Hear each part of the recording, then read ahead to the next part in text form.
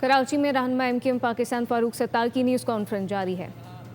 शुतरे बेमहार की तरह किसी को जवाबदेह नहीं है, न वफाक को जवाबदेह है, न किसी आईनी इदारे को जवाबदेह हैं, न नेशनल फाइनेंस कमीशन को जवाबदेह हैं, न काउंसिल ऑफ कॉमन इंटरेस्ट को जो मुश्तरका मफादात की काउंसिल है, न उसको जवाबदेह। कोई ऑडिट नहीं, कोई चेक एंड बैलेंस नहीं।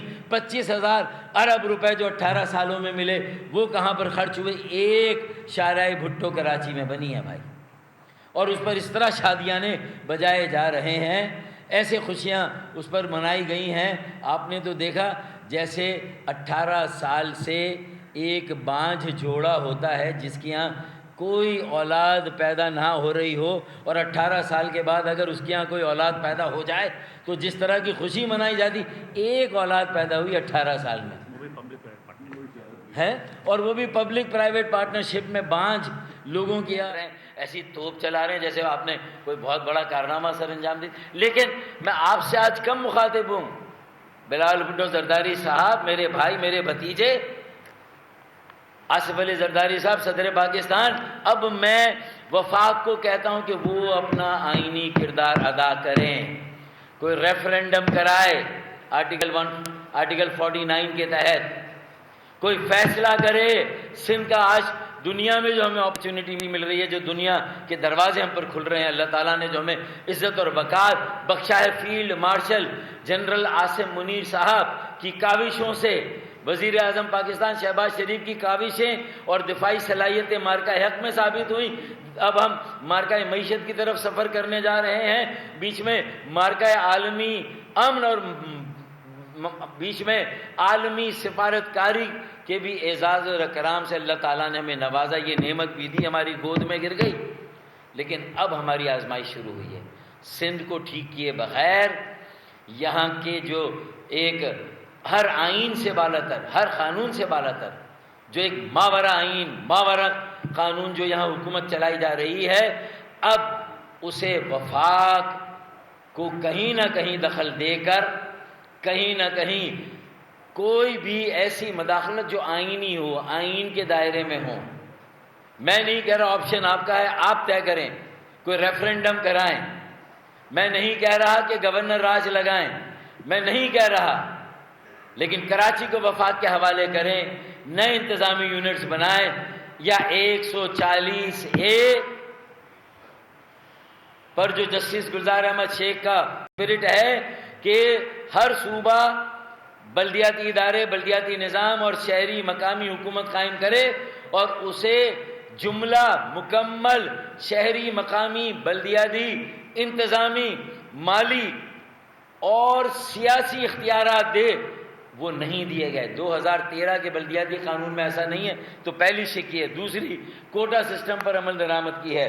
तीसरी शिक है फेक डोमिसाइल पर कमीशन बनाए, नहीं बना, खिलाफ वर्जी की। वजीर आजम साहब, आपके मुंह पर इस माहिदे पर अमल दरामद ना करके आपकी रिट, आपकी अमलदारी को चैलेंज किया गया। PDM 1 का ये माहिदा पेंडिंग में है, आपकी तवज्जो का मुंतज़िर है। आए 4-5 दिन कराची में क़याम करें, इससे पहले कि हमारी बरहमी बिखर जाए, हमारी नाराज़गी हर हद क्रॉस कर जाए, अवाम की बेगानगी, महरूमी, नाइंसाफ़ी, अदम तवज्जुही, जो अदम तहफ़्फ़ुज़ है, वो हर हद से पार हो जाए, वो सड़कों पर आ जाए। सड़कों पर आने का वक्त आ गया है, एहतजाजी तहरीक के कॉल देने का वक्त आ गया है, और MQM पाकिस्तान उसके लिए अवाम से राब्ते में है, अवाम को तैयार कर रही है, कमर बस्ता कर रही है। फिर वफाक बाद में मदाखलत ना करें, बाद में हमें ना रोकें, कराची के अवाम को बाद में ना रोके। अगर रोकना है तो अभी रोके, अगर कोई दखल देना है तो अभी दे, और अमल दरामद कराना है तो ये। उसके बाद कोटा ऑब्जर्वेंस जॉइंट कमेटी, कोटे पर कितना अमल दरामद हुआ?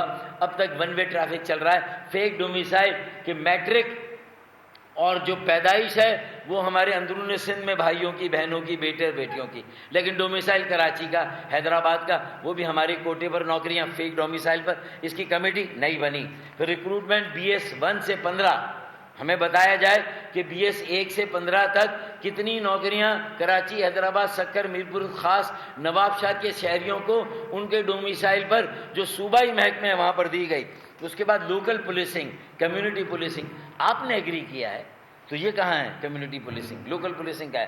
پھر آپ نے فالس اینڈ فیبریکیٹڈ کیسز کو ختم کرنے کا کہا. لوگ تو خود چھوٹ رہے ہیں، عدالتیں چھوڑ رہی ہیں. آپ نے کون سا ریویو کمیشن بنایا، کمیٹی بنائی، کون سا کیس وڈرا کیا جو غلط بنا؟ بلکہ الٹا آپ تو بلدیہ فیکٹری انسیڈنٹ کو لے کے ایم کیو ایم کو مسلسل دیوار اور دیوار کے بھی پیچھے لگائے جا رہے تھے، اور دیوار میں جو ہے وہ انارکلی کو کیا کیا تھا؟ دیوار میں چنوا دیا تھا.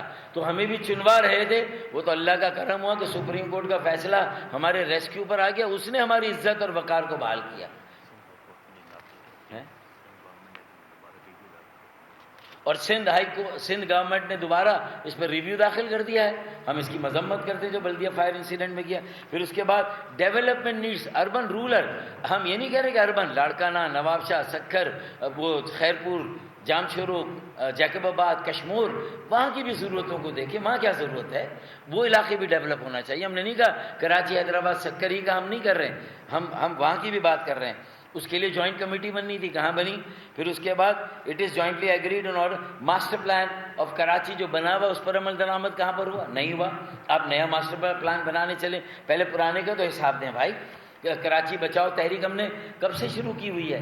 ہم نے کون سی تحریک ہے وہ؟ Save Karachi, save Pakistan. کراچی بچاؤ، پاکستان بچاؤ تحریک ہم نے شروع کی ہوئی ہے. ماسٹر پلان پر عمل درآمد کریں. نئے ماسٹر پلان کا آپ نے بکھیڑا کیوں کیا بھائی؟ اسی طرح کراچی پاکستان کا واحد بڑے شہروں میں سے ایک شہر ہے، جبکہ سب سے بڑا شہر ہے. وہاں کوئی پبلک ٹرانسپورٹ نہیں. یہ چند گاڑیاں، بسیں چلا کر مین روٹس پر گرین بس وفاق نے چلائی. صوبے نے ریڈ لائن پتہ نہیں کب تاخیر سے منصوبے مکمل ہوتے نہیں، اور تاخیر ہوتی ہے. ان کی جو قیمت ہے، یہ جو ریڈ لائن کی قیمت کیا تھی، آج کیا ہو گئی ہے؟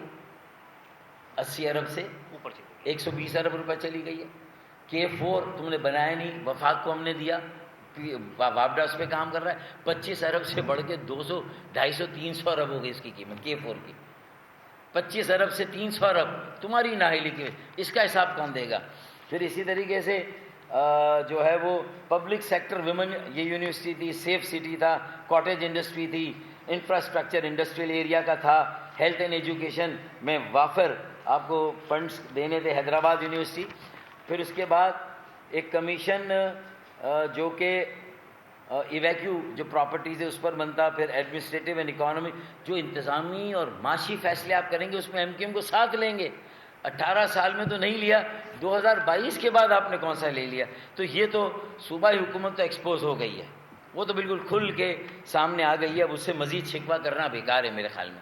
اب آج کا ہمارا جو ہدف ہے وہ وفاقی حکومت ہے، PMLN ہے، وزیر اعظم پاکستان ہے، اور انہوں نے 140 پہ ایک کمیٹی بھی بنا دی ہے جس میں 4 MKM پاکستان کے اراکین ہیں. وہ اپنے بھی اراکین نامزد کریں، اعلان کریں، اور اس پر جو ہے وہ رائے عامہ استوار کریں، کنسنسس بلڈ کریں. اس کے پر نوٹیفیکیشن جاری کرے 140 پہ. کیونکہ ابھی ہماری اگر کوئی تحریک ہم چلاتے ہیں، اور انشاءاللہ جلد چلائیں گے، اور جب بھی چلائیں گے، جہاں سے چلائیں گے، کیسے چلائیں گے، انشاءاللہ اس کے لیے باقاعدہ پریس کانفرنس کریں گے اور آپ کے سامنے اس کا اعلان کریں گے.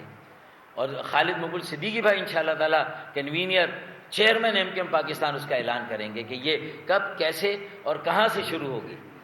اور یہ وفاق کے خلاف بھی ہوگی اور صوبائی حکومت کے خلاف بھی ہوگی. یہ صرف ایسا نہیں ہے جو ضامن ہیں، جو گواہ ہیں، ان کو کیسے بخشا جائے بھائی، ان کو کیسے چھوڑا جائے. اور پھر دیکھیں انہوں نے تو بھی حالیہ بجٹ میں دیکھیں، ایمانداری کی بات ہے، ہم نے جب 140A کی بات کی تو وہ بلال بھٹو زرداری اگر فلور پہ کھڑے ہو کے کہتے ہیں کہ بھائی آپ کا معاملہ صرف ہم سے نہیں ہے بلکہ ان سے بھی ہے، تو بات ان کی کسی حد تک جائز اور درست ہے. تو اب ہم ان کو بھی پکڑ لیں، ان کا بھی گھیراؤ کر رہے ہیں، اور ان کو بھی یہ کہہ رہے ہیں کہ بھائی اب فیصلہ کر لو، کیونکہ احتجاجی تحریک سے پہلے ایک اور مرحلہ بھی ہے. میں اب اس کے بارے میں آ رہا ہوں، یہ اہم بات ہے. اور یہ پارٹی میں اس وقت اس پر مشاورت ہو رہی ہے کہ بھائی 140A پہ عمل درآمد کے لیے اس کمیٹی کو فوری قائم کریں، اس کا نوٹیفیکیشن دے. اور اگر یہ قائم نہیں ہوتی، اربن ڈیولپمنٹ پیکیج میں جو رقم مانگی گئی ہے، جو کراچی کا حق ہے، 7 ارب روپے سے کام نہیں چلے گا.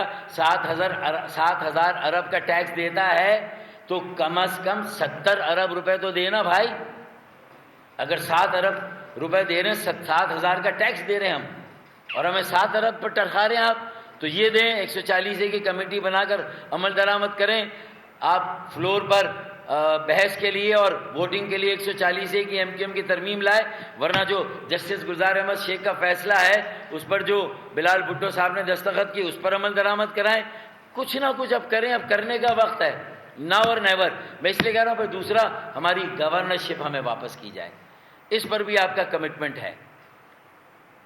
PDM 1 سے ہمارے ساتھ کمٹمنٹ ہے، تو یہ PDM 2 میں آپ نے پیپلز پارٹی کے ساتھ اگر دستخط کر لیے تو ہمیں تو اعتماد میں نہیں لیا تھا کہ یہ گورنر آپ کا ہوگا اور لازمی ہوگا، اور پیپلز پارٹی اس کے بغیر چین سے نہیں بیٹھے گی، کیونکہ پیپلز پارٹی نے ہمیں یہ کمیونیکیٹ کیا ہے کہ آپ کے گورنر کو ہٹانے میں ہمارا کوئی ہاتھ نہیں ہے. اور میں وہ نام بھی کوٹ کر سکتا ہوں، رانا ثناء اللہ اور خواجہ آصف اگر یہ کہتے ہیں کہ گورنرشپ ہماری جو چھینی گئی ہے وہ کسی اور کو خوش کرنے کے لیے کی گئی ہے، تو پھر ہم یہ وضاحت چاہتے ہیں. تو پھر آپ کا ہمارے ساتھ بھی معاہدہ ہے، اور اس میں آپ کو ہماری گورنرشپ ہر حال میں واپس کرنی ہوگی. اور ان تینوں نکات پر اگر عمل درآمد فوری طور سے شروع نہیں ہوتا، بجٹ میں ہم نے مان لیا آپ کی باتیں، آپ کی یقین دہانیوں پر یقین کر لیا، لیکن اگر اس پر فوری اسی طرح لاپتہ ساتھیوں کی بازیابی کے لیے بھی ایک MQM نے نام پروپوز کر دیے ہیں، تو ان کے ساتھ بھی منسٹری آف انٹیریئر کے جو متعلقہ لوگ ہیں ان کو بٹھا کر ہم ان 150 جو ہمارے خاندان ہیں جن کے بیٹے لاپتہ ہیں انہیں بھی مطمئن کرنا ہے، ان کی بھی ویل بینگ، ان کے ویئر اباؤٹس، وہ کہاں پر ہیں، کس حال میں ہیں، اس کے بارے میں انہیں بھی آگاہ کرنا ہے. گورنرشپ MQM کو واپس دینی ہے، اور اگر جلد از جلد ان چاروں مطالبات پر جن پر آپ نے کمٹ کیا ہے اگر عمل درآمد نہیں کریں گے تو پھر ہو سکتا ہے MQM میں جو آج مشاورت ہو رہی ہے کہ پھر ہم اپنے 22 MNA کی طرف سے اسپیکر صاحب کو یہ درخواست دیں کہ ہمارا اپوزیشن کی بینچوں پر بیٹھنے کا انتظام کریں. ٹھیک ہے بھائی، انڈورس کرتے ہیں آپ سب، انڈورس کرتے ہیں بھائی صاحب. تو پھر 22 سیٹیں جو ہیں MQM کی وہ پھر اپوزیشن کی بینچوں پر بیٹھے گی. یہ آج ہمارا مطالبہ ہے، اور میرے خیال میں یہی آج کی اصل خبر بھی ہے جو میں آپ کو دے رہا ہوں. تو احتجاجی تحریک باقاعدہ شروع ہو، کب ہو، کس وقت ہو، کیسے ہو، کہاں سے ہو، اس کا فیصلہ انشاءاللہ مرکزی committee convener chairman MQM Pakistan کی سربراہی میں کرے گی، اور اس کا اعلان پھر خالد مقبول صدیقی بھائی کنوینر کہیں گے. اور یہ جو آخری حجت ہمیں وفاق کے ساتھ پوری کرنی ہے، اگر یہ ہمارے فیصلے جس کے ضامن آپ ہیں، 4 چیزوں پر ہمارے مطالبات پر آپ نے حامی بھری ہے، اگر یہ پورے نہیں ہوتے تو پھر ہم اپنی 22 قومی اسمبلی کی نشستوں کے ساتھ اپوزیشن میں بیٹھنے کا اپنا حق محفوظ رکھتے ہیں. اور کسی بھی دن ہماری طرف سے اسپیکر اسمبلی قومی اسمبلی کو یہ لیٹر جا سکتا ہے کہ ہمارا انتظام کریں، ہم اپوزیشن کی بینچوں پہ بیٹھنا چاہتے ہیں. وما آخر الدعوانا ان الحمدللہ رب العالمین. علامہ ڈاکٹر فاروق ستار. جی بھائی بتائیے.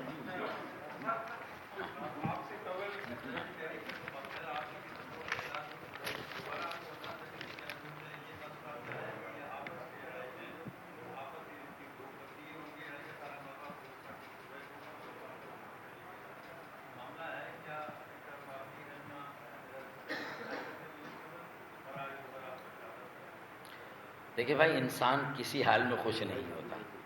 پہلے جب ہم اکیلے صوبائی حکومت کو نشانہ بناتے تھے تو بشمول بلاول بھٹو زرداری صاحب اور آپ میں سے بھی بہت سارے لوگ کہتے تھے پھر وفاقی حکومت کو آپ کیوں کچھ نہیں کہتے، اور وہاں پر آپ کیوں مسلسل جو ہیں وہ حکومت میں بیٹھے ہوئے ہیں.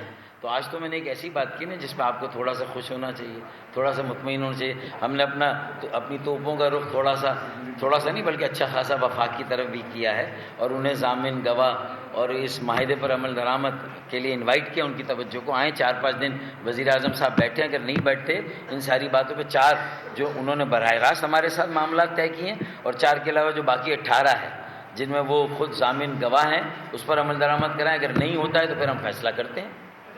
آج کی میٹنگ میں بھی آپ کے ساتھ جو ہے فاروق صاحب ان کے کوئی نمائندے مصطفیٰ کمال موجود نہیں